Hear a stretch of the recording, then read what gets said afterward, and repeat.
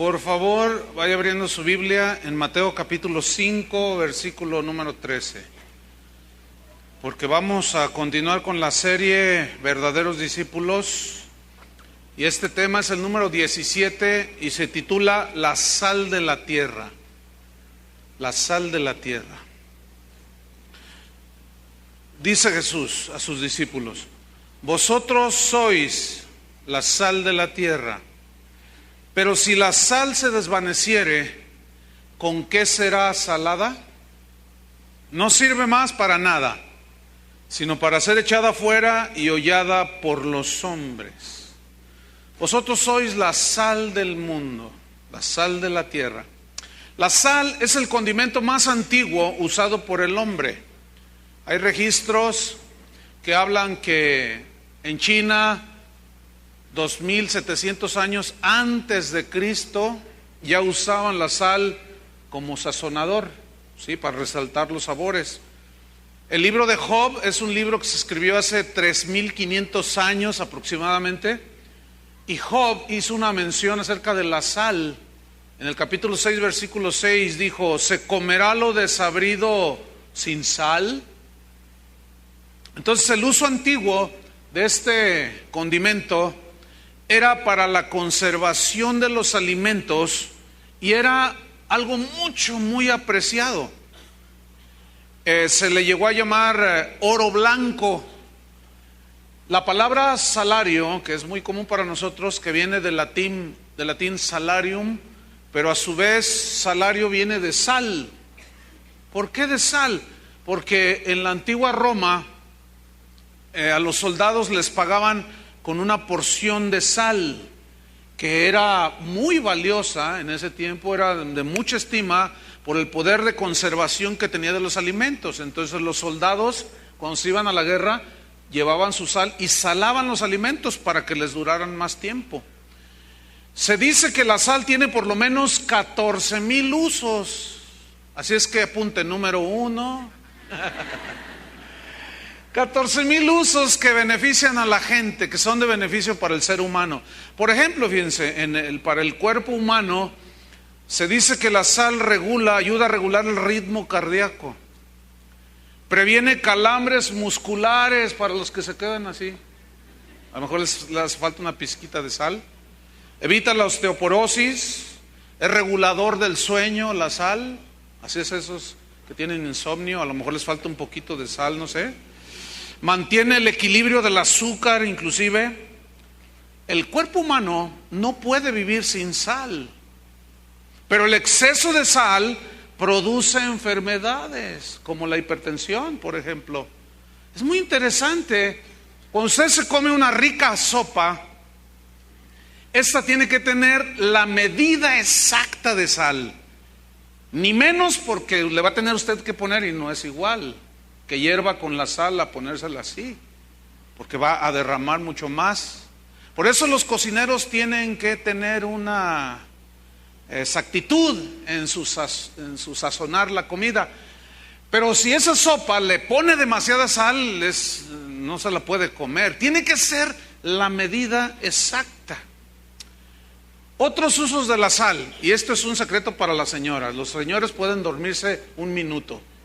Señoras, si en la noche cuando se van a dormir, su esposo se quita los zapatos y ciertos olores empiezan allá a circular, mire, despistadamente agarre los zapatos de su marido, los tenis de su adolescente, agárrelos y tíreles un puño de sal y luego los pone ahí y se levanta tempranito y va y los sacude y verá cómo inhibe los olores. Ay, me van a decir que soy chamán. Ya ven que dicen de todo, ¿no? Que les estoy enseñando curanderismo. ¿Sabía que una pizca de sal en la leche ayuda a conservarla otras 2 semanas? Bueno, si quiere que le dure más, caduca a tal día, échele una pizca de, no la sale completamente, una pizca de sal, o sea, un puñito así, y le dura más. Ese es entre otros usos.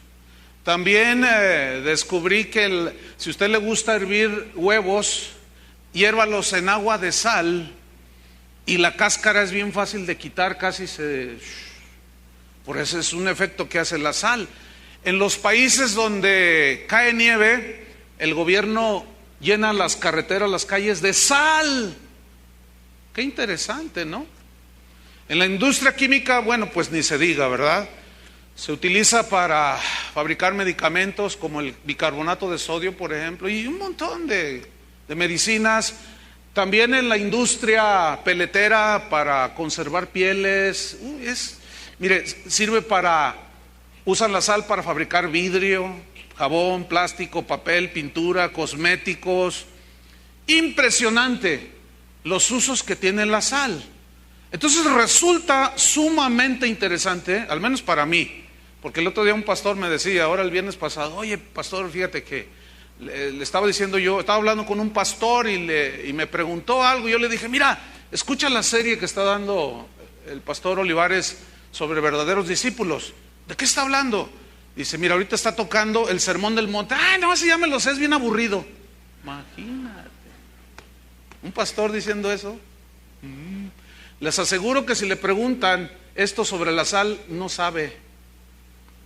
Pero a mí me resulta muy interesante saber por qué Jesús les dijo a sus discípulos, vosotros sois la sal de la tierra.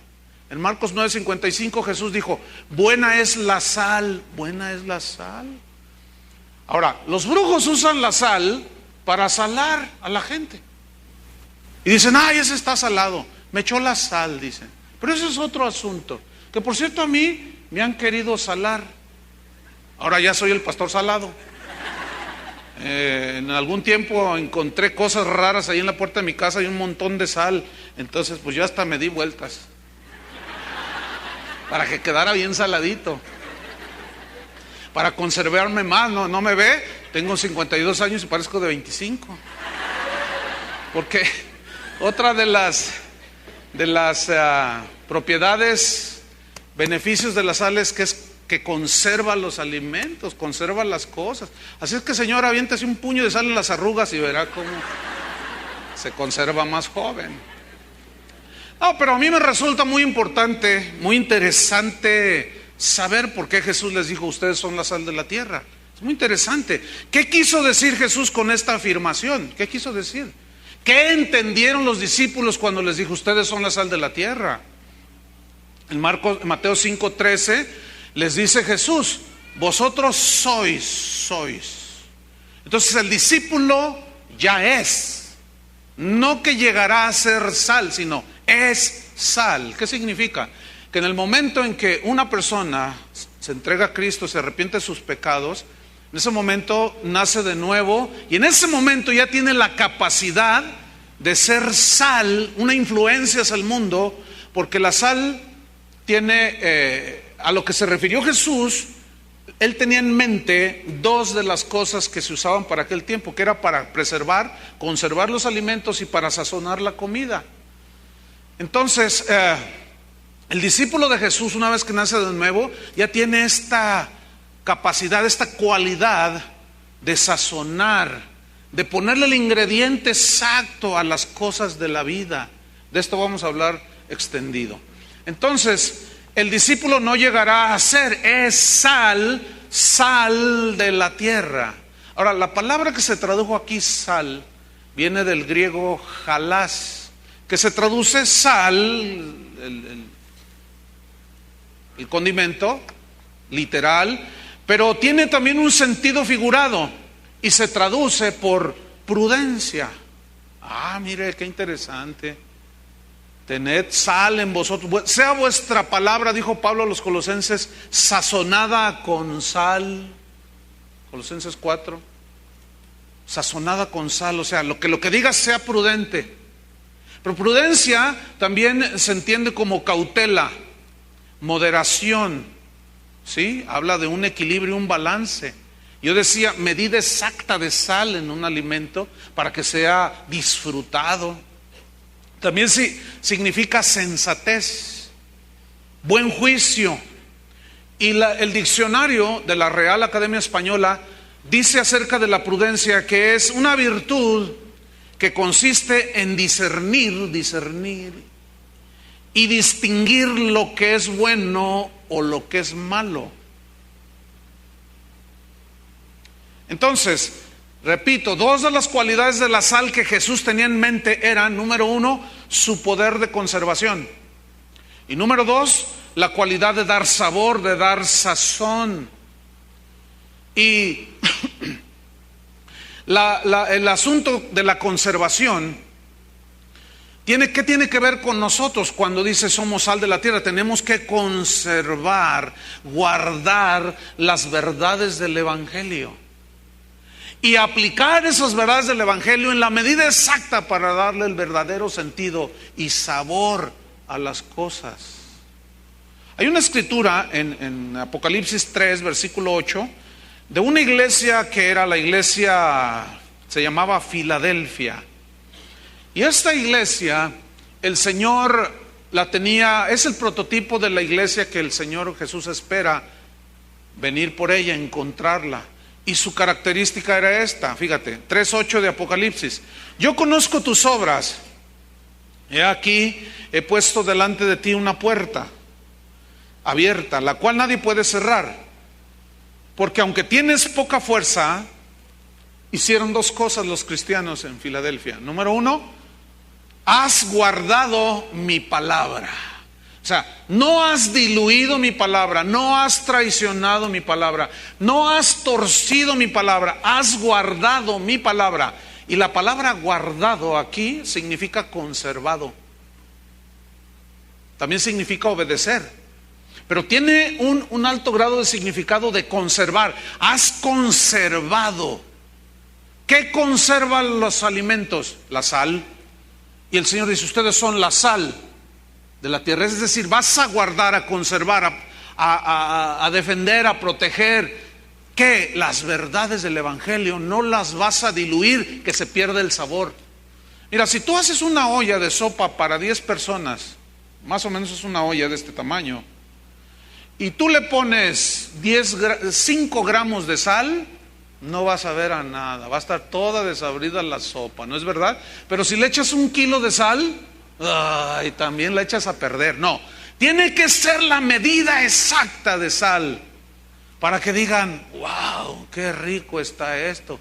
Como los que fueron al retiro de matrimonios ahí en el hotel donde estuvimos, la comida estaba, ¿cómo estaba la comida? Oigan, yo normalmente a veces le echo un poquito, no le ponía nada, pues tampoco le quitaba porque no se podía, pero estaba exacto el sazón, fíjense bien, estaba rica la comida. Entonces, la medida exacta de sal.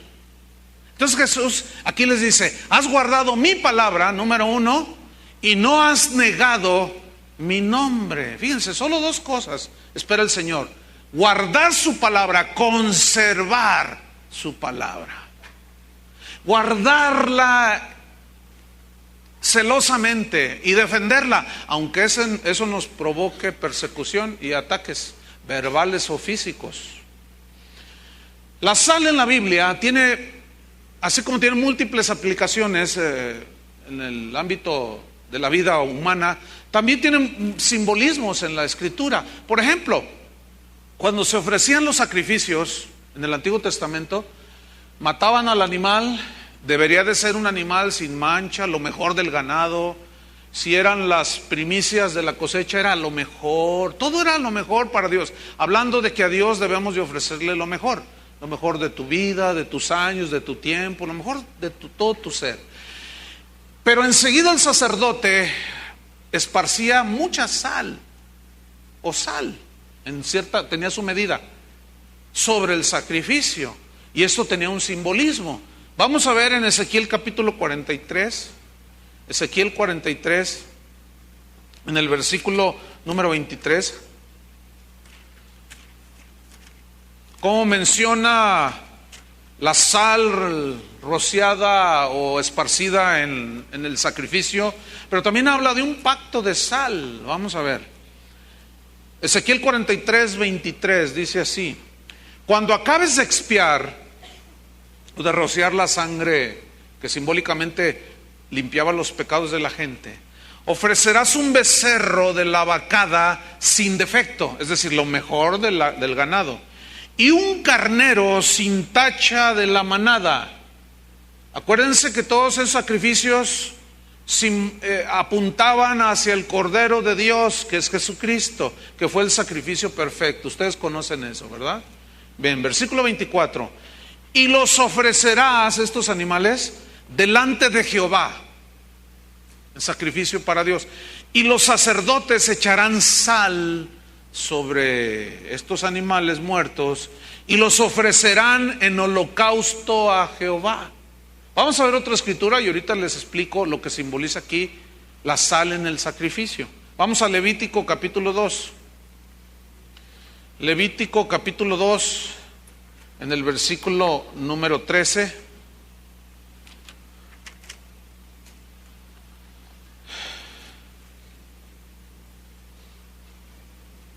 Dice así: y sazonarás, noten la palabra sazonar, y sazonarás con sal.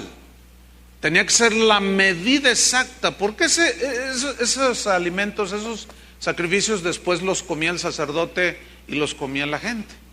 Entonces tenía que tener una medida exacta. Sazonarás con sal toda ofrenda que presentes, y no harás que falte jamás de tu ofrenda la sal del pacto de tu Dios. En toda ofrenda tuya ofrecerás, ¿qué? Sal. Interesante, ¿no? Bueno, tiene su simbolismo. Por ejemplo, como la sal tenía la capacidad, la cualidad de preservar contra la descomposición de los alimentos, entonces habla de que simbolizaba incorrupción, preservación, pureza de lo que se ofrecía al Señor. Es decir, cuando alguien iba y ofrecía ese sacrificio y el sacerdote esparcía sal en el sacrificio, estaba simbolizando que ese sacrificio que se le ofrecía al Señor era con corazón limpio, corazón puro, que toda la vida ese adorador iba a ofrecerle a Dios lo mejor.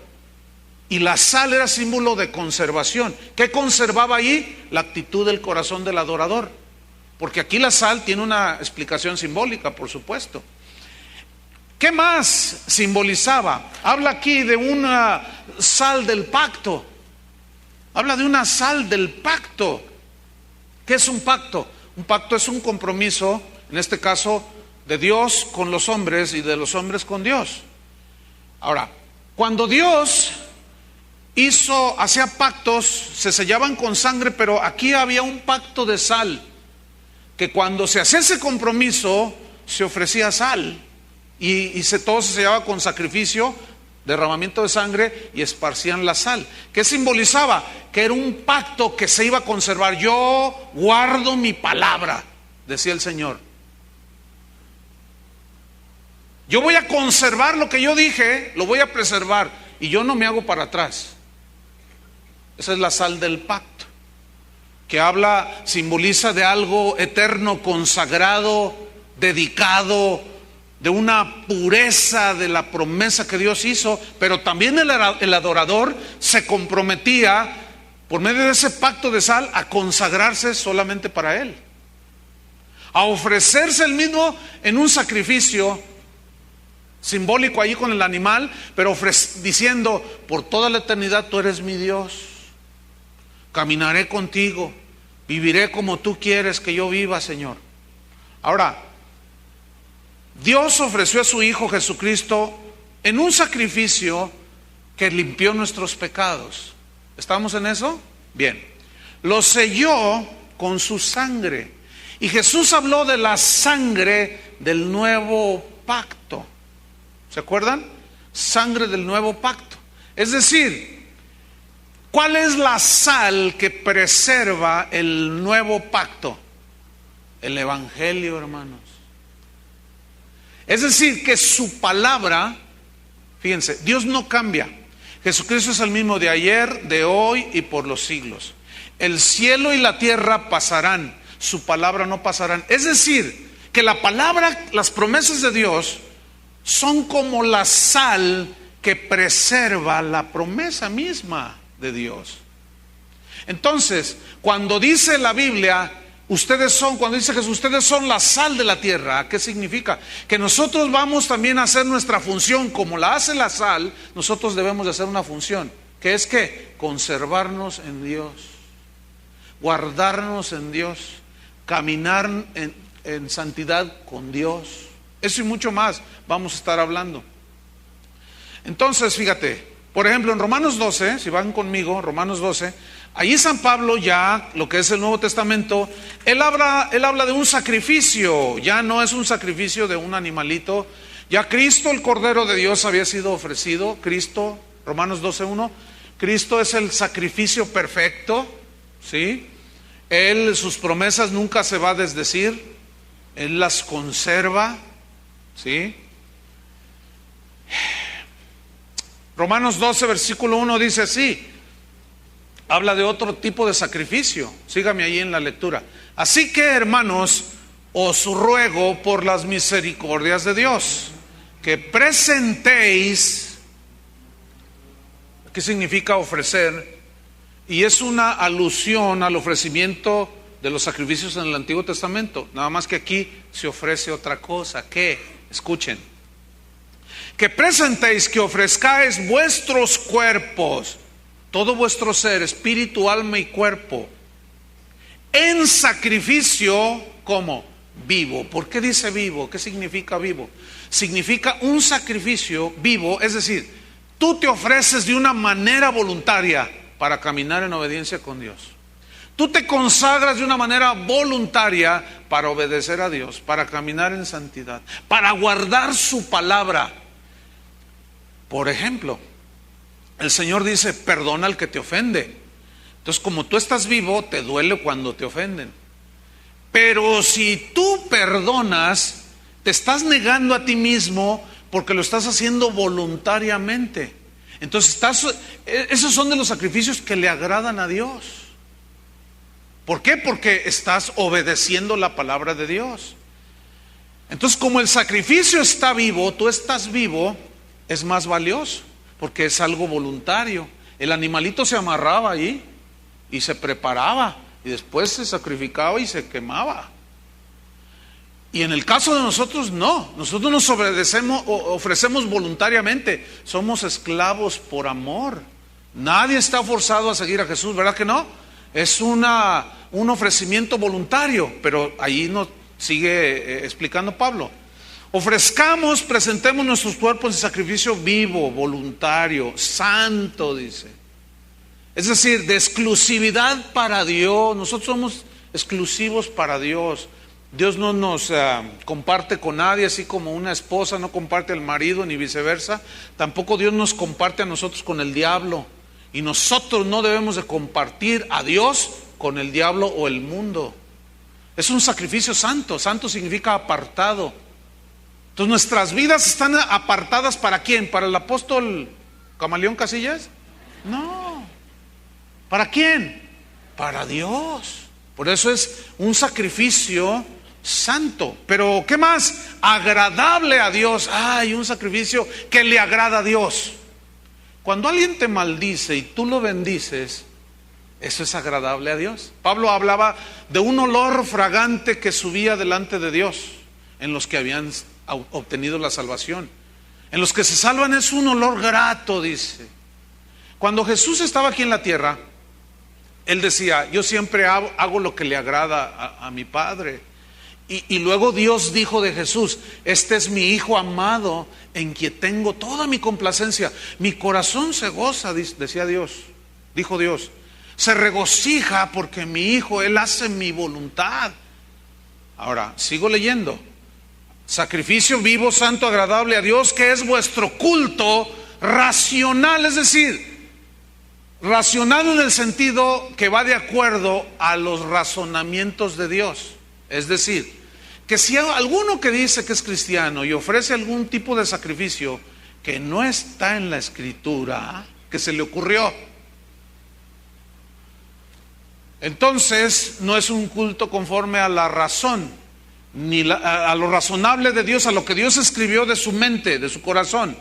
Entonces es irracional de nuestra parte hacer algo que no está en las Escrituras. Como un predicador allá en Florida que dice que Dios le dice que ore por los enfermos, pero que los golpee.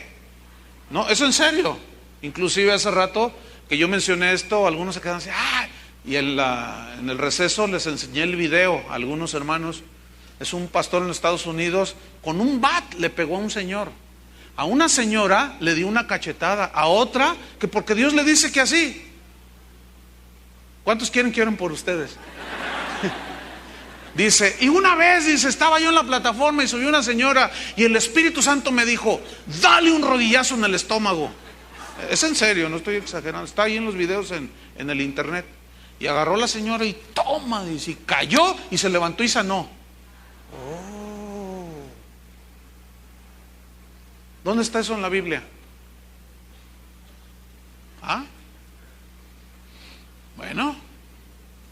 Entonces sigue diciendo Pablo, versículo 2. No os conforméis a este siglo. Aquí siglo significa mundo, el estilo de vida del mundo, de la gente que no conoce a Dios, que se dejan llevar por todas las corrientes filosóficas, prácticas mundanas, ¿sí? No os conforméis. La palabra conforméis significa en el griego amoldarse. Es decir, no se amolden al estilo de vida que viven los del mundo. Cuando usted vierte el líquido para hacer una rica gelatina, se llama molde. Y el líquido tiende a amoldarse, toma la forma del molde.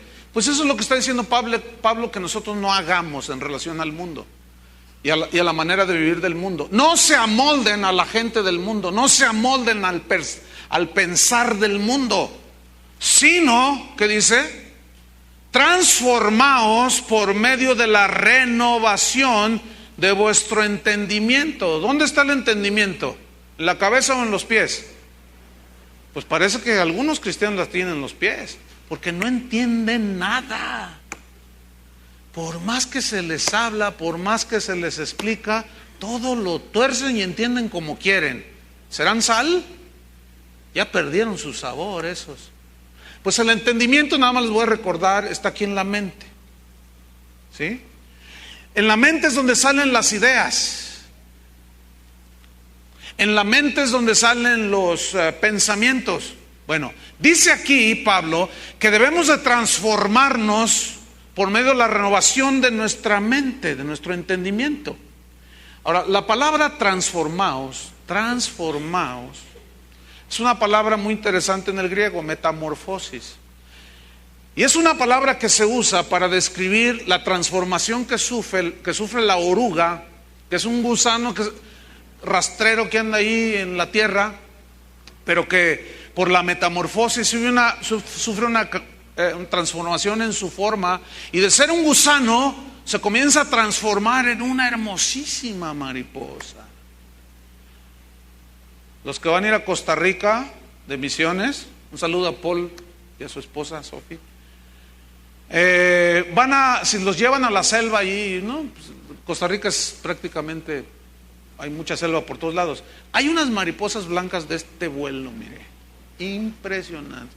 Y siempre andan en parejitas. Es una maravilla natural, es una cosa hermosísima. Pero antes de ser una mariposa hermosísima, eran un gusano. ¿Qué éramos antes? Terrenales. Todo comíamos de la tierra, nos revolcábamos en la tierra. El que entiende, entienda, el que no, pues duérmase. Todo nos arrastrábamos en la tierra, nos contaminábamos con lo terrenal. Pero un día vino Jesús y sufrimos una metamorfosis. Y de gusanos, ahora el Señor nos compara con águilas que volamos alto. A ver, extiendan sus alas a volar. Los gusanos no vuelan, ¿eh? Algunos siguen siendo gusanos y quieren volar, no. A menos que sufran una metamorfosis, una transformación que solamente viene cuando naces de nuevo. Entonces Pablo dice que todo discípulo de Jesús necesita una transformación en su entendimiento. ¿Para qué necesitamos esa transformación, esa metamorfosis? Aquí lo dice. Para que comprobéis, para que sepas, hermano. Acuérdate de la definición de sal: prudencia, cautela, discernimiento entre lo que es bueno y lo que es malo. ¿Ah? Para que comprobéis cuál sea la buena voluntad de Dios. Digan todos, voluntad de Dios. Ay, la voluntad de Dios. La voluntad de Dios para mi vida. Este sería como para hablar una serie completa. Pero entre otras cosas, ¿qué es la voluntad inquebrantable del Señor? Perfecta, agradable y perfecta. Está la santificación. Pablo lo dice. Que la voluntad de Dios es vuestra santificación. Que os apartéis de las cosas corrompidas del mundo. Que cada vez nos apartemos más de todo eso. Entonces, noten, comprueben por medio de esa transformación cuál es la voluntad de Dios. Pero la voluntad de Dios en dos puntos que están allí, agradable y perfecta. ¿Sabes cuál es el mejor lugar en el que un discípulo de Jesús puede estar? En la perfecta voluntad de Dios.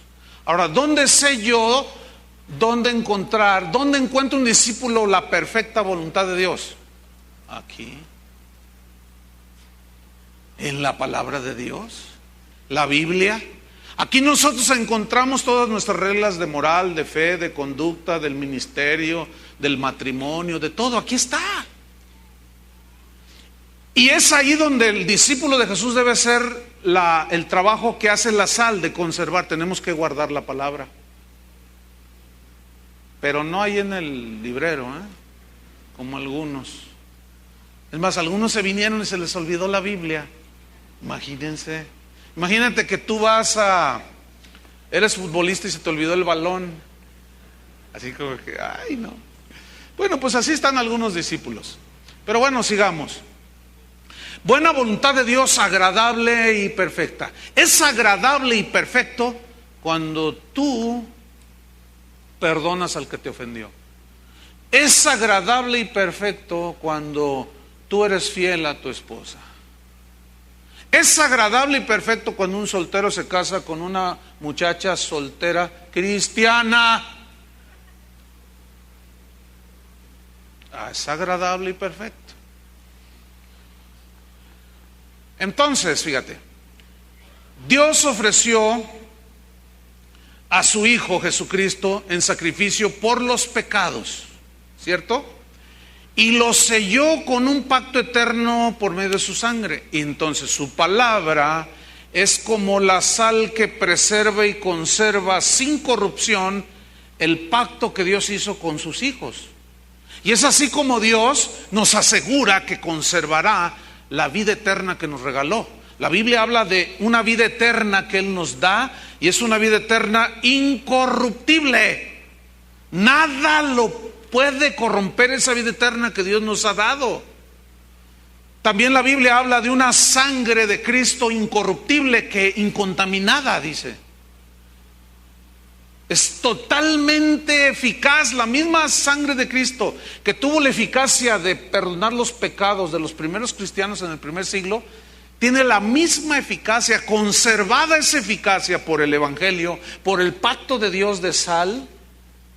Sigue conservando esa promesa. Es así que hoy mis pecados pueden ser perdonados y limpiados con la misma sangre de Cristo, que perdonó los pecados de Pablo y de todos los cristianos y de la gente que se ha entregado a través de la historia. Eso es maravilloso, hermanos. Vean el poder de conservación que tiene la palabra de Dios, que es el Evangelio. La Biblia habla también de una herencia incorruptible, reservada para vosotros en los cielos, reservada, conservada. Allá va a estar esperándonos, nadie la puede tocar, fíjate. Es más, las promesas de Dios, ustedes saben, no envejecen.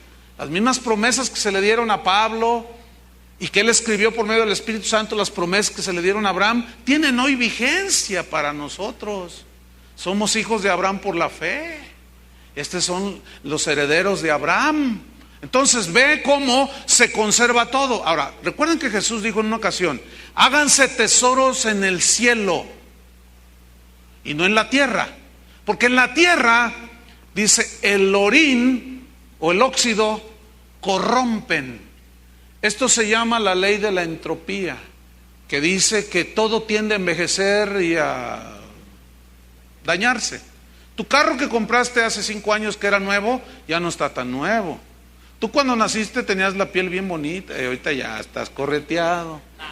Ya no es lo mismo. Esas sillas donde están sentados cuando las compraron estaban nuevas. Ahora tienen hasta chicles que ustedes les ponen allí como adorno. Parecen arbolitos de Navidad los chicles hacia abajo. Se ven bien bonitos. Todo tiene envejecer. Te miras en el espejo y ya las arrugas así.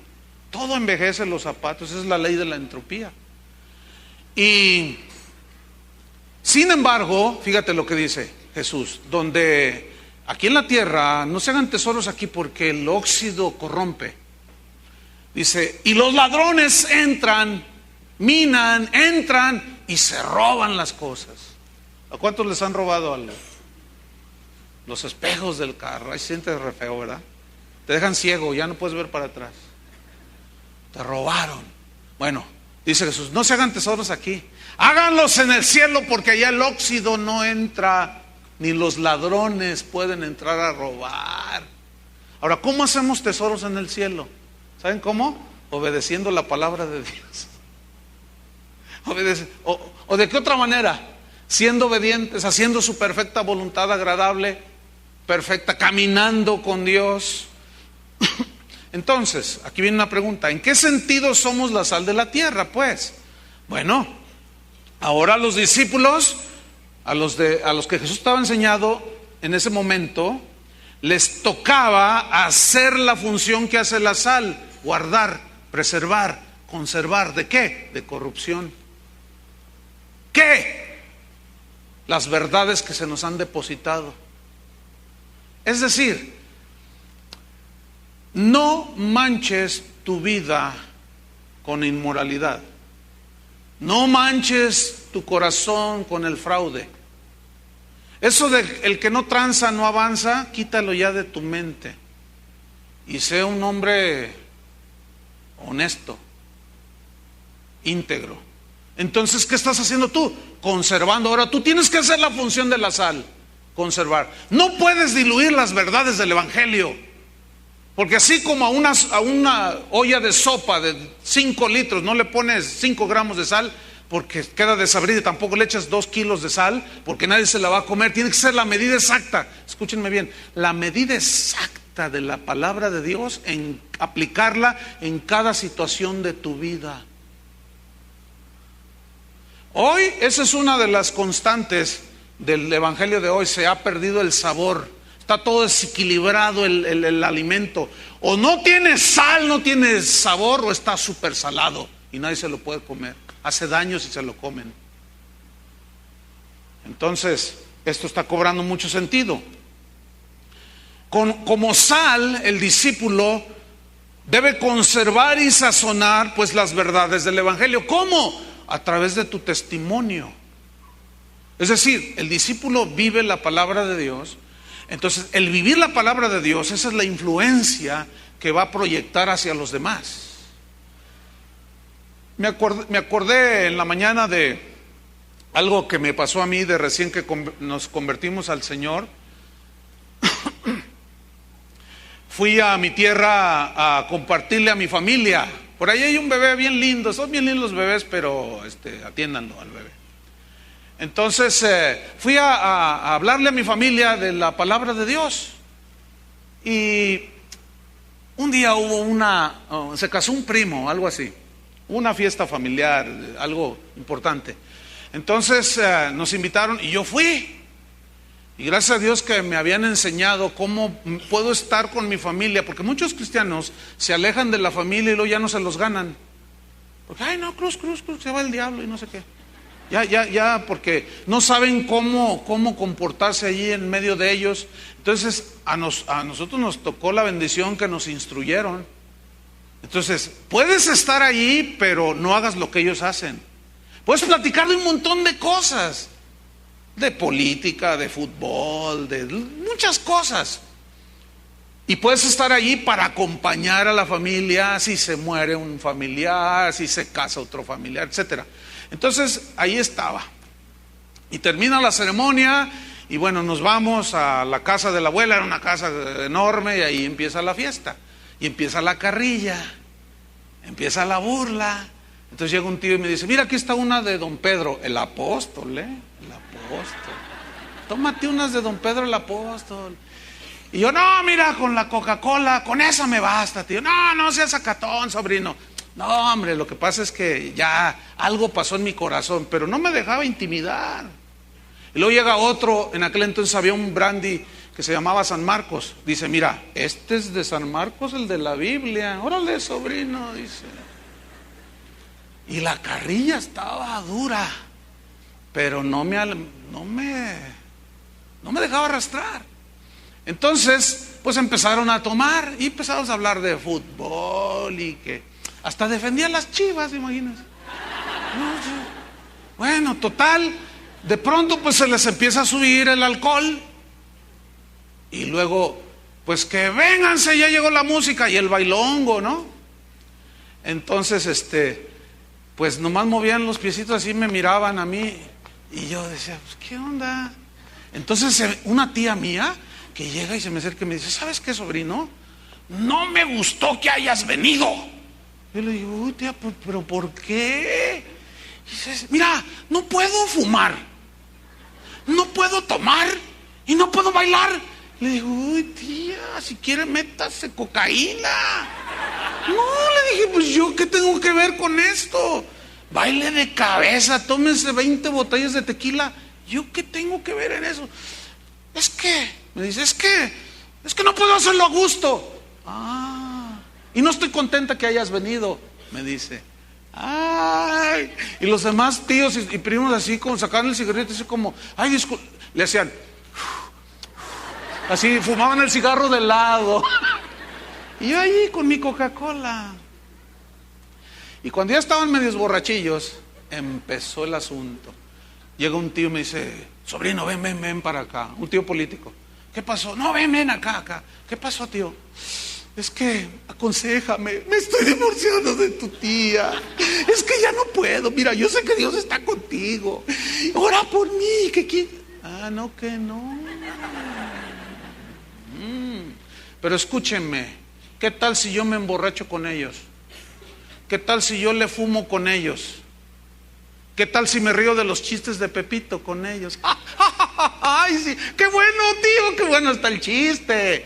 Ahí es donde la sal de muchos cristianos se diluye. La influencia se perdió. Ahora, ¿con qué cara tú vas a decirles de Cristo? Bueno, déjenme decirles a tía que no le gustó que yo haya venido, ha ido a esa fiesta y es cristiana. Hace mes y medio estuvo allí sentada con su hija cristiana y sus otras hijas cristianas y otros tíos cristianos y otros familiares y así la familia de mi esposa igual. ¿Qué fue, hermanos? El testimonio. Pero déjenme contarles cómo se pierde la sal, el sabor de la sal, y ya no haces la función de la sal. Este viernes pasado, un pastor, todos los viernes me reúno con pastores a orar y a estudiar la Biblia. Y ya nos íbamos todos y me dijo, oye, tengo que decírtelo, pastor. ¿Qué pasó? Me dice, es que mira, tengo una familia ahí en la congregación y él, el varón, pues tiene su trabajo, una convención de unas empresas donde se juntaron en un lugar y ahí conoció a una señora, me dijo. Una señora que va a tu congregación. Entonces se conocieron allí, salieron cristianos, estaban bien contentos. Entonces la señora que va a tu congregación, y es muy posible que usted esté aquí, señora, usted está aquí, señora, quiero felicitarla por lo que hizo. Le voy a recordar lo que hizo. Entonces le dice, lo invito a comer, le dijo al hermano de la otra congregación, la hermana que viene aquí, que entiende el evangelio pero de una manera extraordinaria. Y cuando me empieza a narrar yo dije, ya. Bueno, termino de contar. Vente, los invito a comer. Y van al restaurante del hotel donde estaba la convención. Entonces, a ver, cuénteme, ¿a qué iglesia va? Y la señora saca sus cigarrillos y a ver, dígame, ¿a qué iglesia va? Y el otro hermano pues se espantó, ¿no? Entonces, hey mesero, tráigame un whisky doble. Ay, hermana, qué libertad tiene usted. Entonces el hermano estaba así, oiga, no, ese Chuy Olivares nos da chance. Mire, señora, escúcheme bien, no sea mentirosa. Y no me embarren su mugrero a mí. ¿Entendió? Si de algo estamos luchando y peleando es contra el pecado, hermanos. ¿Cómo es la gente? ¿Cómo es la gente? Entonces me dice el pastor, ¿sabes qué, Chuy? Dice, esta familia tiene 2 semanas muy afectados. Entonces yo dije, híjole, pues ¿qué te puedo decir, pastor? Dice, mira, yo sé lo que tú predicas. Dice, llevamos tú y yo la misma línea, pero pues es que, ¿qué hacemos? Me dice, le dije, mira, no te preocupes. Si a Jesús se le metió un Judas, a mí yo tengo unas Juditas. Y uno que otro Judito, también por ahí. Que se van a ir juntitos al infiernito, si siguen con sus cosas. Yo dudo que esa gente sea salva, fíjense. Porque resulta que le dijo que tenía 10 años en casa de oración. 10 años y no te ha entrado. Tú no eres sal. Sigues siendo un gusano.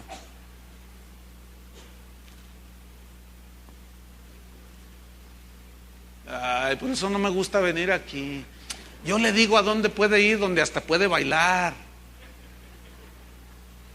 En serio, al que le interese, yo tengo direcciones de iglesias que andan en ese mover. Pero aquí no. Entonces, el verdadero discípulo hace las funciones de la sal porque se guarda del pecado que corrompe, se guarda de la corrupción del mundo, de los deseos de los ojos, de la vanagloria de la vida, de ese deseo de reconocimiento, de fama, de cuánta cosa.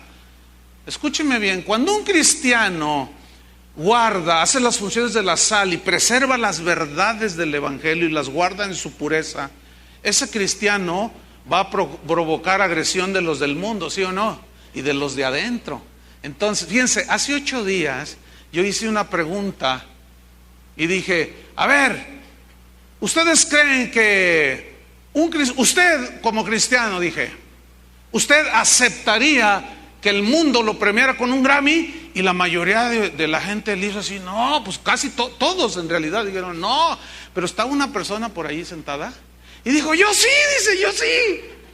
Entonces cuando la miro así, vi que tenía un corazón de esos que les ponen a los que vienen por primera vez. Dice, yo sí lo recibo, dice, un Grammy. Entonces, como todo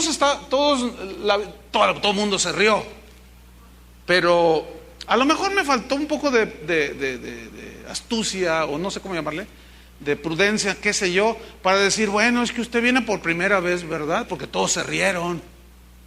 Pero ella estaba con la tercera fila y se rieron todos todo el auditorio, pero nunca le vieron el corazón. Pero yo sí se lo vi. Entonces dije, no, pues no, usted no entiende lo que yo estoy diciendo. Ahora, ¿por qué ella dijo que sí aceptaba un premio del mundo? Porque ¿qué significa un Grammy? Fama, reconocimiento, me van a pedir autógrafos. Cuando vaya a una exposición o qué sé yo, me van a poner alfombra roja, me van a llevar en una limusina y me va a aplaudir la gente, me van a pedir autógrafos, me van a decir, ay, adiós, me van a sacar unos cartelones, somos tus fans. Entonces ese es el mundo. Ahora, yo les pregunto a ustedes, ¿ustedes recibirían un Grammy del mundo? ¿No? ¿Están seguros? Fíjate, hay cristianos que dicen, pero ¿qué tiene de malo que el mundo esté premiando con Grammys a los cristianos? ¿Cómo que qué tiene de malo? ¿Notan que su sal ya se desvaneció? ¿No saben distinguir entre lo que le da gloria a Dios y lo que no le da gloria a Dios? Esa gloria de los hombres no glorifica a Dios, hermano. Jesús mismo dijo, Pablo dijo, yo no busco gloria de los hombres, yo no busco que la gente me dé honra a mí. Jesús dijo, yo no busco la gloria de los hombres. ¿Qué significa? Reconocimiento mundano, carnal. Bueno, pues fíjense que el verdadero discípulo no busca esas cosas. Sin embargo, estamos en un proceso que vamos aprendiendo. a distinguir de lo bueno de lo malo. Aprendemos cada día a conservarnos sin mancha. Dios nos va limpiando de tanta basura que traemos por medio de la renovación de nuestro entendimiento. Mire qué historia. Marcos capítulo 9. Vaya conmigo rápido. Marcos 9. En el versículo número 33. Vea qué historia. Dice, y llegó a Capernaum, Jesús y sus discípulos, y cuando estuvo en casa, les preguntó, ¿qué disputabais entre vosotros en el camino? Así como que, ay, se dio cuenta. Ahora, disputar aquí es se peleaban, discutían, hablaban, se comenzaron a agredir. ¿Qué es lo que disputaban? Les pregunta Jesús, versículo 34. Mas ellos callaron, como dijeron, ya nos descubrió el maestro. Porque en el camino habían disputado entre sí el uno con el otro, ¿quién había de ser el mayor? Entonces empezó a lo mejor Andrés, yo voy a ser el jefe de ustedes, yo tengo más unción. Y lo Pedro, cálmate, si sobre mí yo soy la piedrita donde va a edificar la iglesia. A mí me dijo, toma las llaves del reino, a ti no. Y luego yo me imagino a Juan diciéndole, hey, tranquilos, ¿quién de ustedes se acuesta en el pecho de Jesús? Solo yo, hasta oigo su latir del corazón. Y él nunca me ha dicho, quítate de aquí, yo soy su favorito, yo voy a ser el jefe de todos. Y empezaban a pelearse. Vieran qué común es en los ministros desde siempre, desde ahí se ve, pero hoy no es la excepción.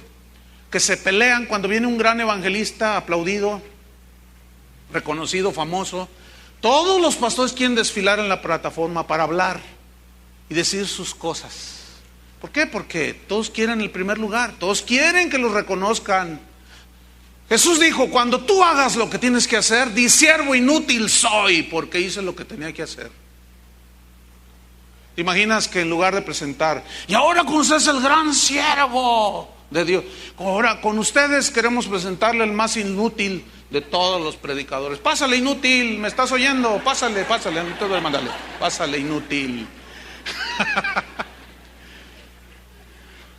O sea, es decir, que Jesús no nos deja ni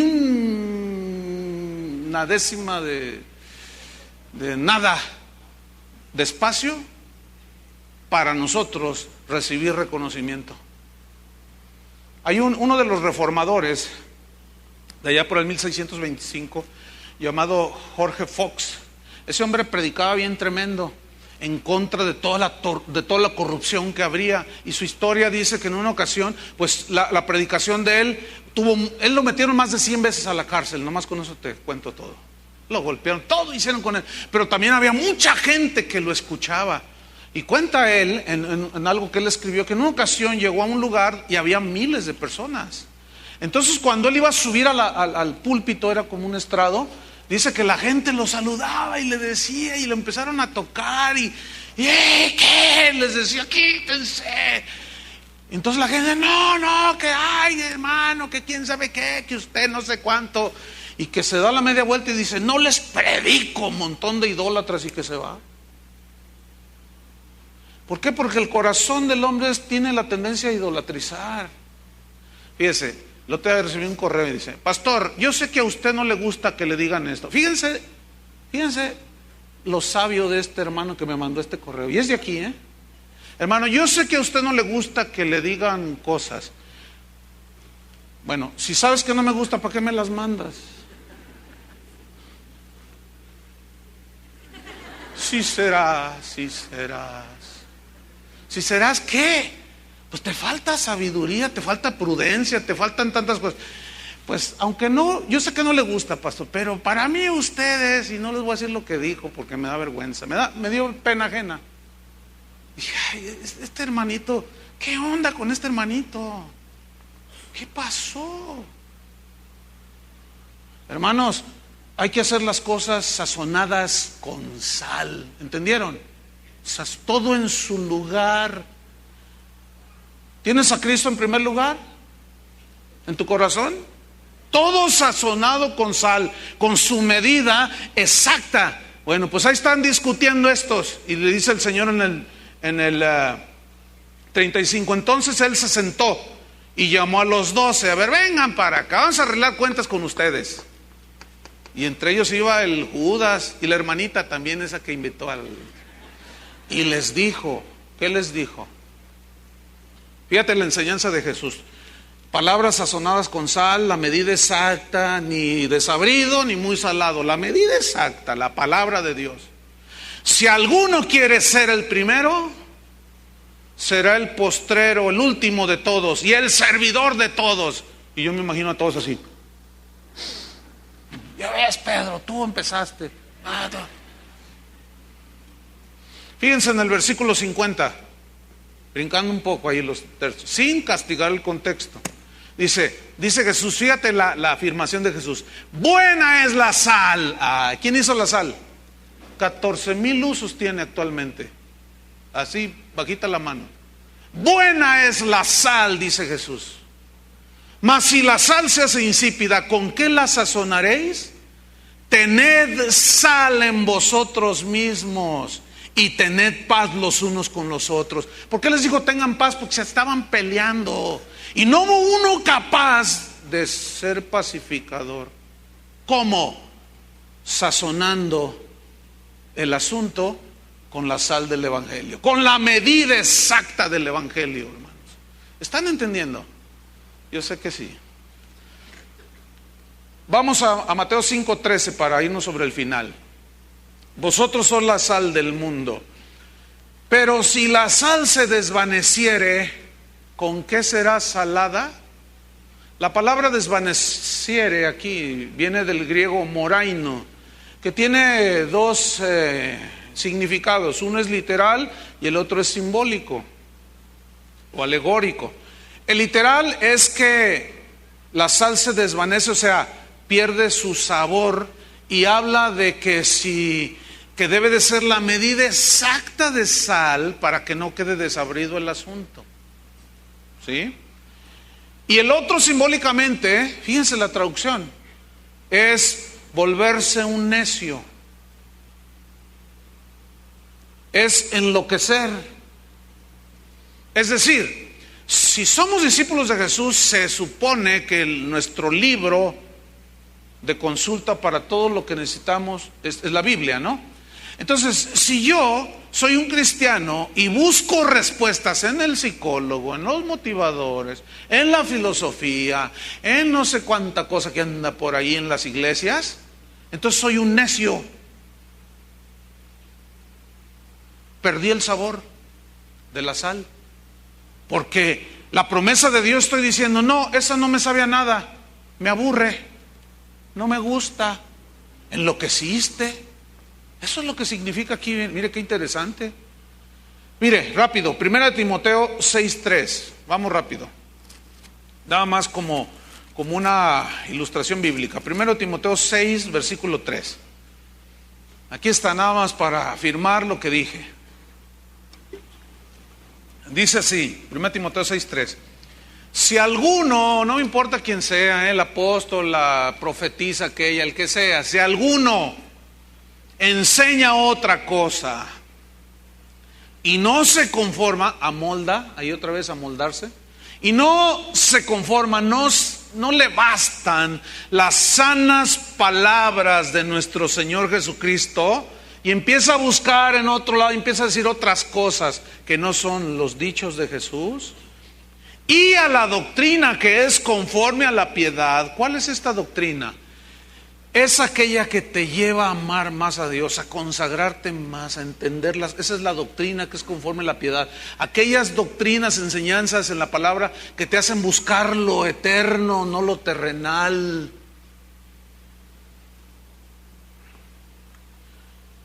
Versículo 4.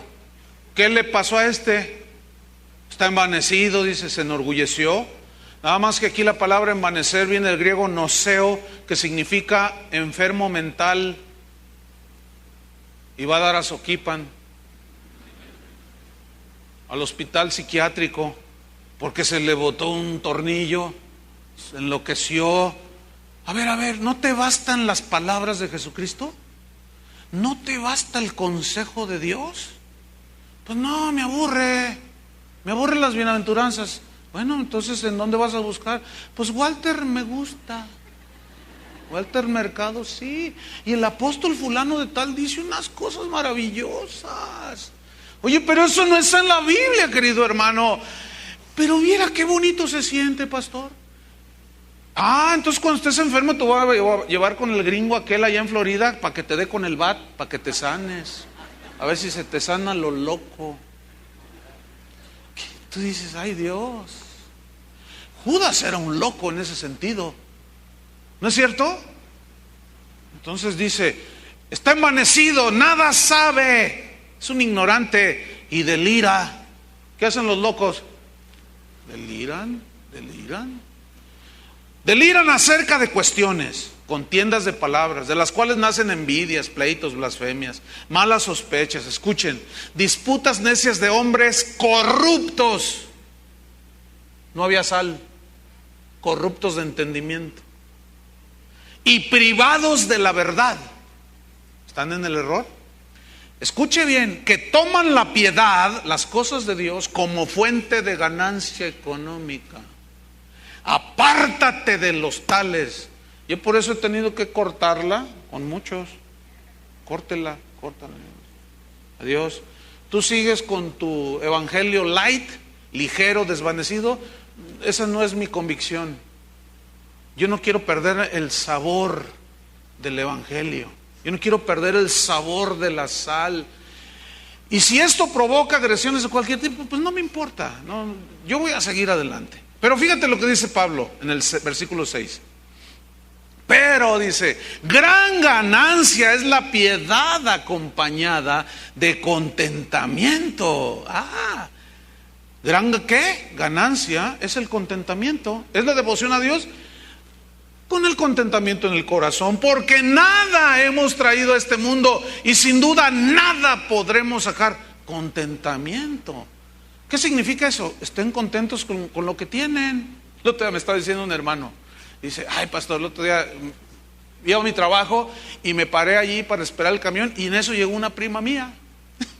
Dice, y pues ella es cristiana, ella va a otra congregación. Entonces ahí está, hola prima, ahí estábamos platicando. Y en eso que pasa una camioneta de esas nuevas, Nitro, de esas Dodge, de esas que están así chatas, así tan atractivas las camionetas. ¿Qué pasa? La camioneta así despacito, enfrente de nosotros. Y entonces mi prima dijo, esa, yo la confieso, yo la declaro, esa, una como esa, es para mí. Y todos los que estaban ahí esperando el camión la miraron así, ¿no? Entonces le dice, ay, sobrina, dice, no, vas a ver, una como esa. Y al rato pasa otra.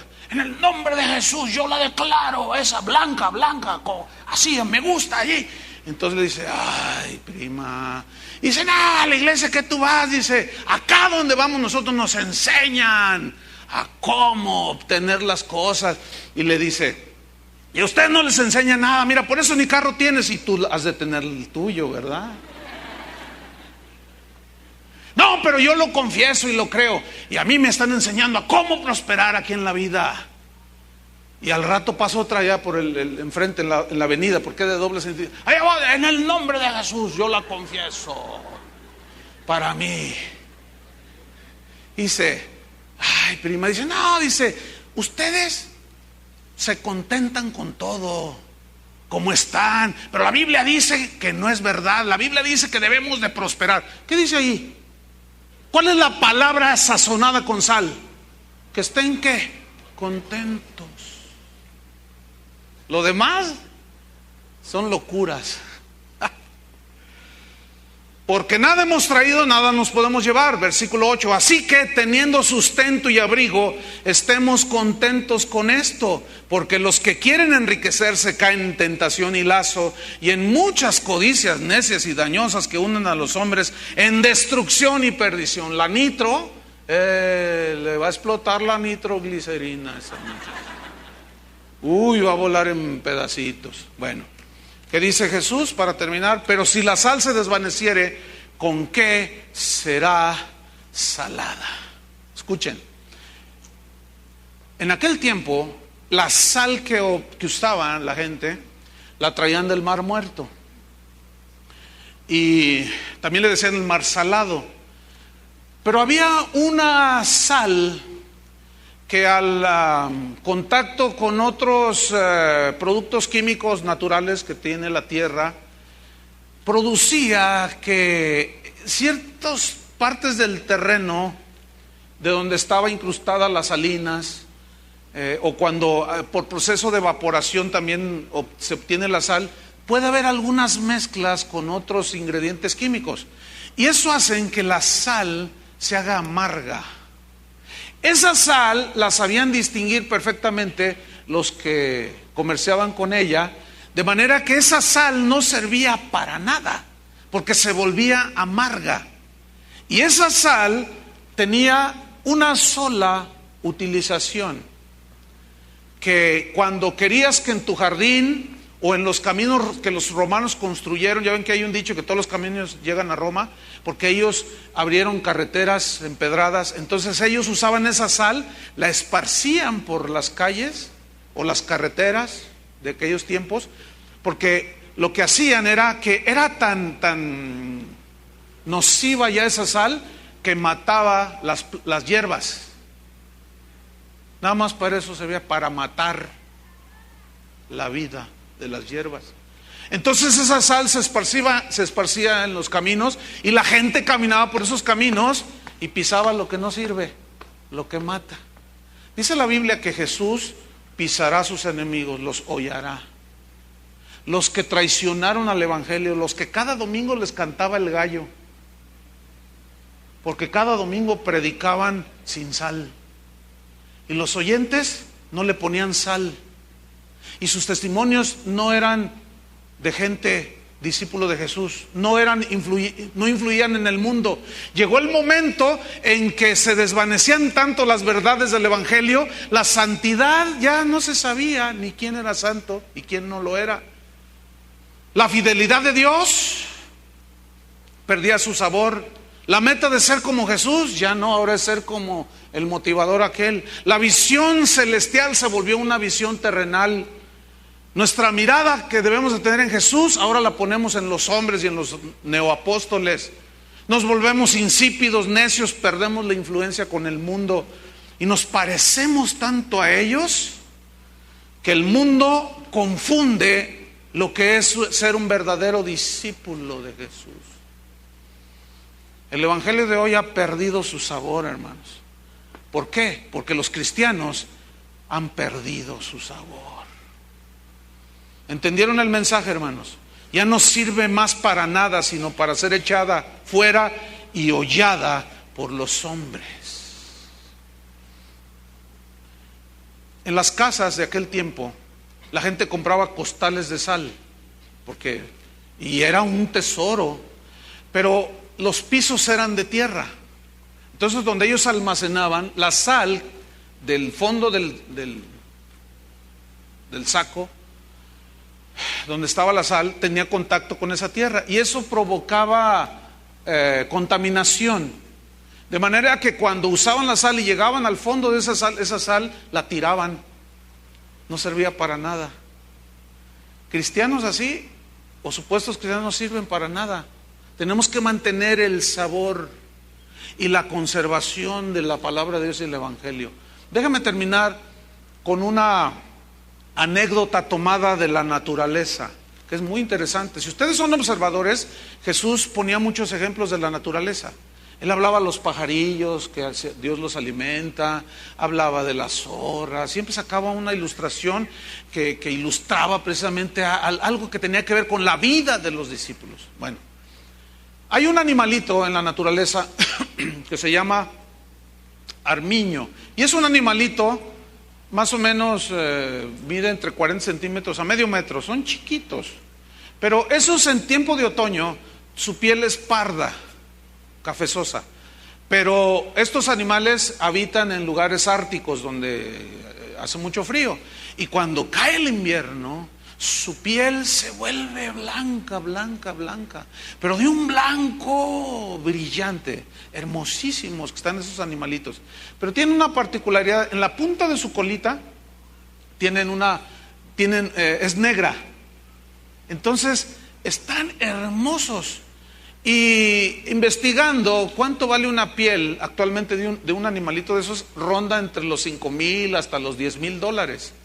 O sea, estamos hablando de el más baratito, 50,000 pesos. Te cuesta un abriguito de un animalito de esos. Bueno, en la antigüedad, cuando los cazaban con flechas, los cazaban con trampas, y a la hora de hacerlo, pues se dañaba la pequeña piel del animalito.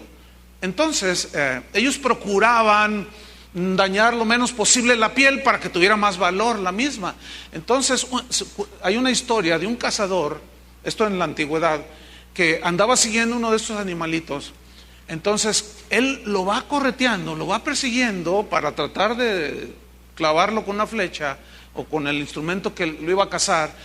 Y cuenta esa historia que el animalito llegó así como en una hondanada donde ya no había escapatoria y había agua del deshielo, pero había tierra negra y una especie de lodo ahí que se había formado porque ahí atravesaban los animales y estaba sucia el agua. Entonces de pronto, cuando el cazador va sobre el animalito y ve que está para pasar ese charco, el animalito se pone nervioso y se queda como paralizado, y de pronto se abandona, se tira así y se abandona. Entonces el cazador se sorprende y él se va acercando y ve el animalito así nada más. Entonces llega y lo golpea y lo cazó, lo mató. Pero entonces este hombre intrigado dijo: ¿pero qué le pasó a este animal? Entonces él se imaginó algo y dijo: voy a probar mi teoría. Su teoría era arrinconar al animalito al lugar donde había lodo. Dice: si mi teoría es exacta, yo voy a cazar a estos animales sin dañarlos en su piel. Entonces, y dio un plan y le dio resultado. Va cazando otro animalito y se ve que cuando está por llegar, cuando está allí en la orilla del lodo, del fango, el animalito simplemente se abandona. Aquí hay una lección tremenda. Llega el cazador y lo mata.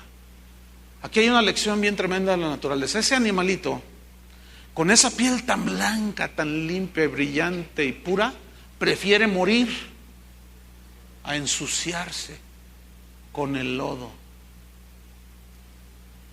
¿Les gustó esa ilustración? Eso hace un animalito, hermanos.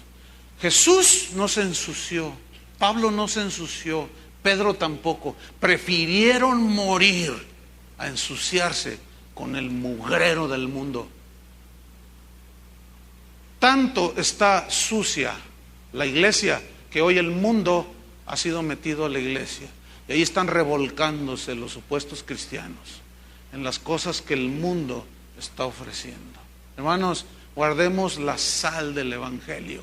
Hagamos esa labor que hace la sal, ese accionar de la sal, de guardar y preservar. Guardémonos en el Señor. Preservemos las verdades de la palabra de Dios. Guardemos que nuestro mensaje, nuestra enseñanza sea sazonada con sal, y esa es la que confronta el pecado en la medida exacta, ni más ni menos, tal y como es la palabra de Dios. Amén. Pónganse de pie y oremos. Señor, te damos gracias. Gracias porque podemos entender a lo que te referiste cuando les dijiste: sois la sal de la tierra. Esa sal que preserva las verdades a través de su testimonio. Esa sal que tú dijiste: buena es la sal. Buenos son los cristianos que no se comprometen con el mundo. Buenos son los cristianos que renuevan su mente, cambian sus conductas. Cada día se van renovando, van quitando la envidia, la amargura, el rencor, los pleitos. Buena es la sal, pero si la sal se desvanece, no servimos para nada, hermanos. Muchos cristianos quieren ser usados por Dios, pero están tan desabridos. La gente piensa que ser cristiano es como ser cualquier persona. No es así, hermanos. Ser verdadero discípulo es tener el carácter de Jesús. Cada día se va formando. Cada día vas quitando todas esas manchas de la vestidura, con convicciones bien fuertes, como la de este animalito. Qué increíble lección. Increíble, hermanos. Mira, Debes de preferir que se burle tu familia antes de que te revuelques en el lodo en el que ellos se revuelcan. Que te digan lo que te digan, tú mantente en el camino del Señor. Levanta tus manos al cielo y, como dice Pablo, ofrécete en sacrificio vivo, voluntario, agradable a Dios, que es tu culto racional, o sea, con tu entendimiento, la palabra de Dios. Dile: Señor, dame prudencia, dame sal, hazme sal más, esa sal que tiene sabor, que da la medida exacta para que la gente pueda ver qué deliciosa es tu palabra, Señor. A pesar de todo lo que vive un cristiano, una vida de negación, de tantas cosas, es una vida que se disfruta, ¿o no, discípulos? Es una vida que nos da tanta bendición, tanta satisfacción. Obedecer al Señor, caminar con Dios. Lo más maravilloso que un cristiano pueda vivir es vivir en la perfecta voluntad de Dios, agradable y perfecta. No se diluyan, hermanos. No, vamos a permanecer como sal de la tierra. Padre, en el nombre de Jesús, te damos muchas gracias. Te bendecimos, Señor. Te damos toda la gloria y la honra. Y estamos tan bendecidos, Señor, de que nos revelas las verdades hermosas de tu palabra, Señor. Ayúdanos a ser sal de la tierra, Señor. Y que cuando comencemos a diluirnos y a desvanecernos, venga tu amonestación, Señor, y nos ayude a volver al camino. En el nombre de Jesús te damos las gracias, Señor. Amén. Que Dios los bendiga, hermanos.